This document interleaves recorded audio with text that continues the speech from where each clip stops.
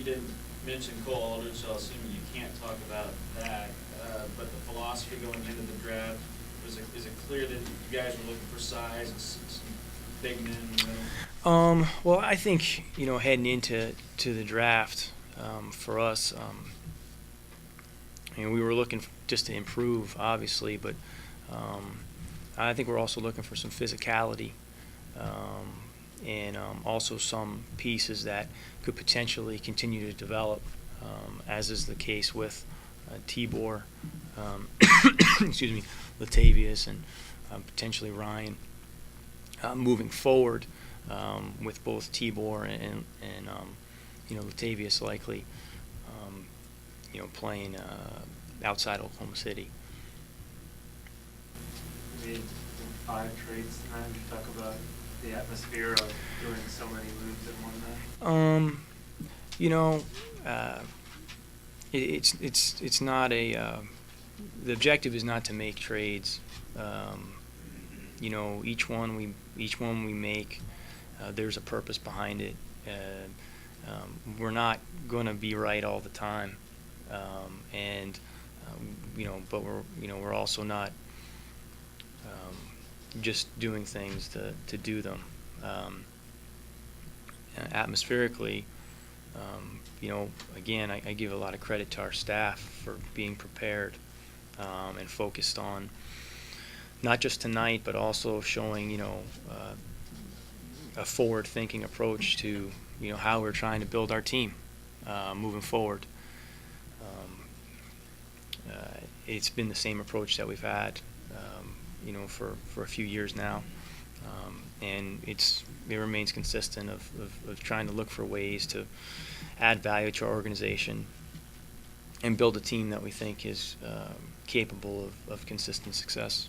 Ron, the trade with Miami last night, did you make that trade just to get another asset besides Cook, another first-round pick, to see where that led you, or did you know that specifically could lead to a certain deal?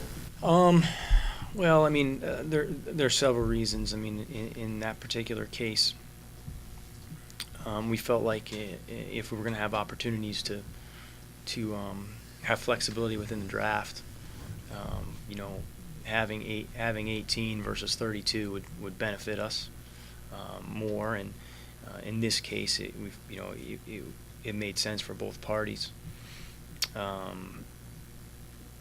But at this time of year, you don't know what's going to be coming up ahead.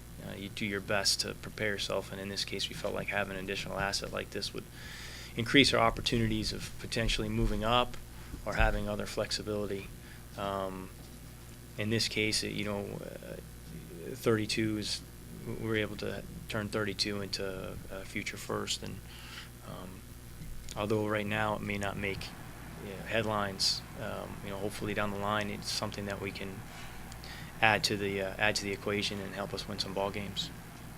Rob, to talk a little bit about Tibor's size and his work ethic. Can you elaborate a little bit more on his skill? You said he can get a jump shot, that sort of thing. What else can you do? Outside of his shooting, he's a very good perimeter shooter, and in Europe, bigs who can shoot have a high value. There's a high premium on those players.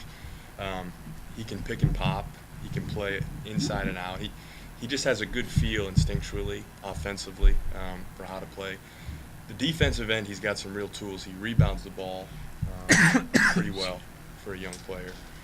He's a guy that, his body still has a lot of room for growth. And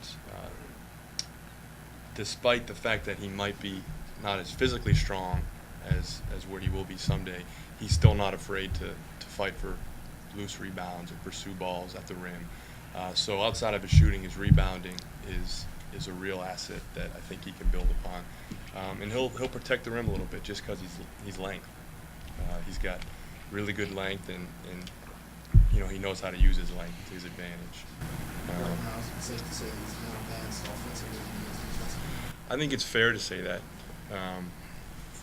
He has some real savvy defensively, and I think once his body catches up with his instincts and his savvy, I think that's when you'll really see his defense take off. And you said he had a work ethic that was ingrained in him at an early age. I mean, is there any examples you can point to or anything you can elaborate? You know, I think there are a lot of things that would point toward that. Just speaking with him during our interview process, he mentioned his family as real inspiration for him and learning how to work and persevere and fight his way through things. And then he also talked a lot about just loving the game for what it is that the game represents, and he sees the game as something that demands hard work, and if you put hard work into it, then you hope to be rewarded. So I think it's a lot of things within his background that caused him to be such a serious worker. I had read Robert, his nickname's the Octopus. Why is that? That's a good question. I didn't even know that was his nickname. Maybe because his legs are almost as long as his arms. I'm not sure. I'm not really sure, but that's good to know. Sam, can you talk about Cook and what you're hoping to see and expecting to see from him? Some people around here were hoping you're going to find some wing shooter that could just knock it down, and Cook's numbers don't just overwhelm you. What are your thoughts on that?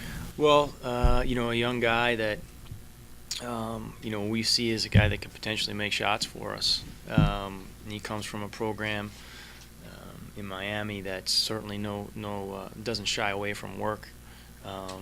And in this particular situation, the opportunity to add somebody that, can stretch the floor for you, has good size, and, is still young, in terms of age, but also has some years of experience. We thought it was an opportunity to work with him. You get the sense that this is just the start of it, and that the way the summer is probably going to pan out with all the big free agents and Miami getting rid of all these players, that we could see some more deals, whether it's you or throughout the league, that teams give up some key assets to clear space. I think it's been duly noted that this summer will be certainly unpredictable, and it will be interesting to see how it plays out. Certainly, a lot of teams have positioned themselves to improve and have opportunities to do things.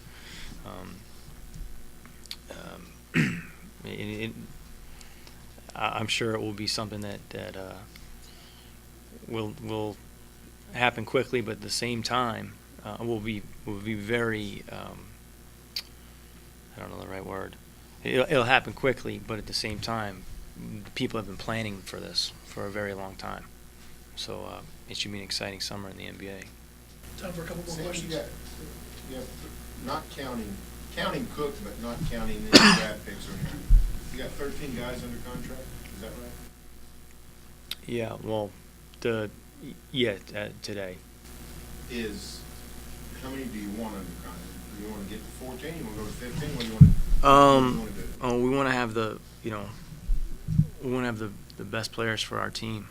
I'd be less interested in a specific number and more so focused on the players themselves and their consistency with what it is we're trying to accomplish, both in the short and the long term.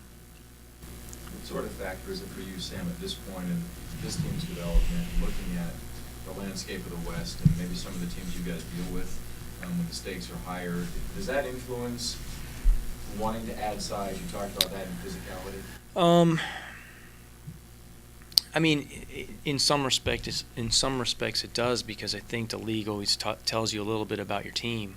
But we have been pretty consistent with how we want to build the team, things that we think are core attributes to playing winning basketball. And I think Scott is a huge factor in our ability to stay consistent with that because of his consistency just as a head coach and as a person. But we're looking at ourselves first.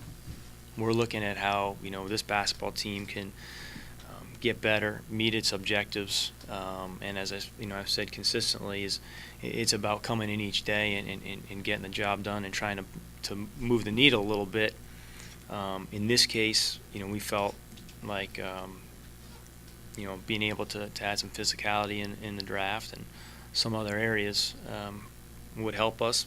Certainly not going to complete the puzzle for us or make us a perfect entity, but it's not going to happen with a silver bullet. It's just going to be we're going to have to keep chipping away each step of the way.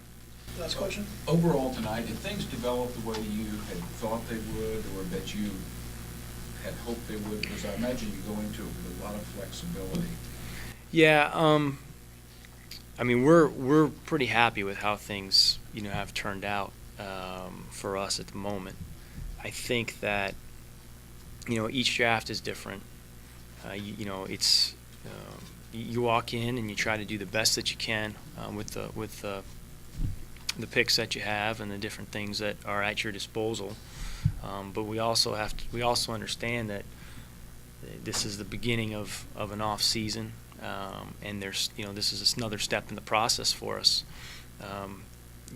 It's I use this analogy a lot. It's oftentimes like a game of pool.